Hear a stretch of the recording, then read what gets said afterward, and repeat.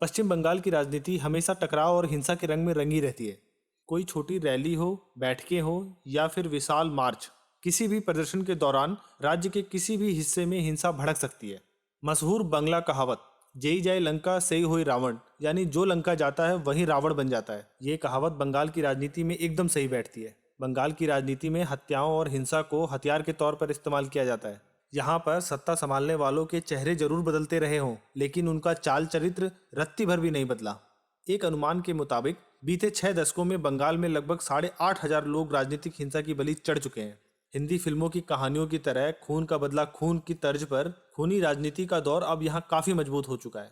कभी east India company और British शासकों का प्रिय रहा बंगाल, देश के विभाजन के बाद से ही हिंसा के लंबे लंबे दौर का साक्षी रहा है। विभाजन के बाद पहले पूर्वी पाकिस्तान और बाद में बांग्लादेश से आने वाले शरणार्थियों के मुद्दे पर भी बंगाल ने काफी हिंसा झेली है। सुंदरबन इलाके में बांग्लादेशी हिंदू शरणार्थियों के नरसंहार को कोई भी नहीं भूला होगा।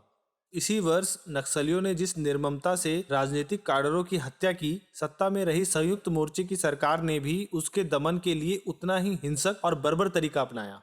कांग्रेस शासनकाल के दौरान भी राज्य में विपक्ष की आवाज को दबाने के लिए हिंसा का ही इस्तेमाल होता रहा। 1977 के विधानसभा चुनाव में कांग्रेस की हार की वजह भी यही हिंसा रही।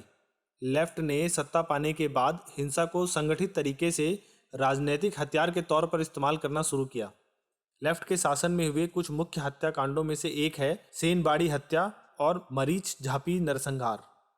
34 साल के वामपंथी शासनकाल के दौरान बंगाल में जितने नरसंहार हुए उतने शायद देश के किसी दूसरे राज्य में नहीं हुए होंगे। 1982 में सीपीएम काडरों ने महानगर में 17 आनंद मार्गियों को जिंदा जला दिया था।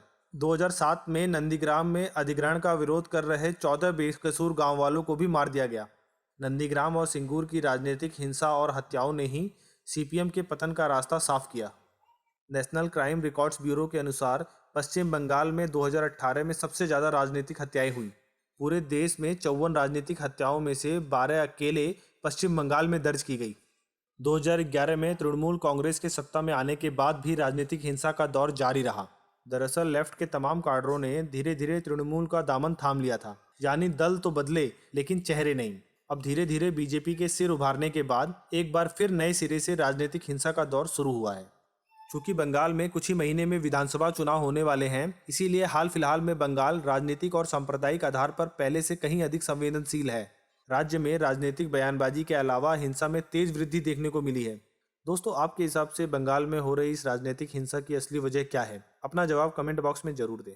धन्यवाद।